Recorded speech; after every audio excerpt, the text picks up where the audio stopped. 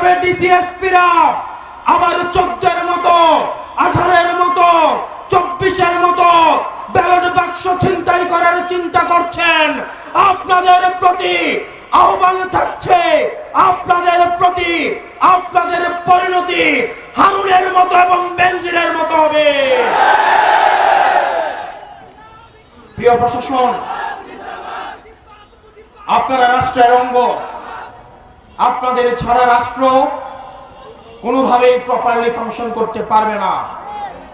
আমাদের এই রাষ্ট্রকে যথাযথ চালাতে হলে আমাদের পুলিশ, মিলিটারি, আমাদের সিভিল অ্যাডমিনিস্ট্রেশন, আমাদের বিচার ব্যবস্থা সবকিছুই যথাযথভাবে আমাদের প্রয়োজন। আপনাদের কাছে অনুরোধ থাকবে, আপনারা কোন দলের গোলাম নন।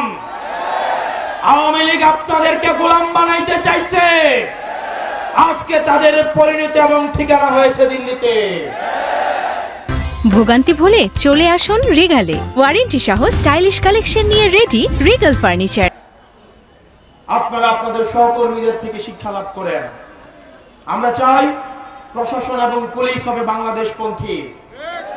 আপনাদের বিএনপিও হওয়ার দরকার নাই, আপনাদের 10 দলীয় ঐক্য জোটেরও কোনো সহায়তা করার দরকার নাই। আপনারা বাংলাদেশটাকে সহায়তা করেন, আপনারা জনগণকে সহায়তা করেন।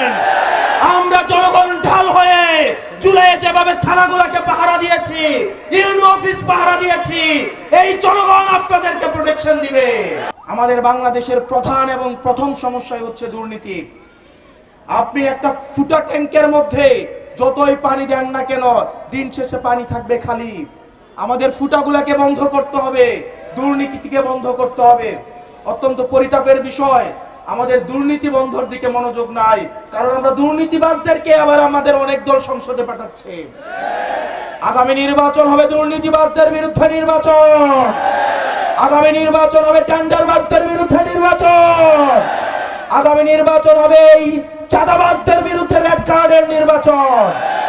প্রিয় তরুণ প্রজন্ম, আমরা এই তরুণ প্রজন্ম, আমাদের পরিচয় হবে আমরা একটা বৈষম্য মুক্ত বাংলাদেশের নামক একটা রাষ্ট্রের, আধুনিক এবং অগ্রসর রাষ্ট্রের একটা গর্বিত নাগরিক হইতে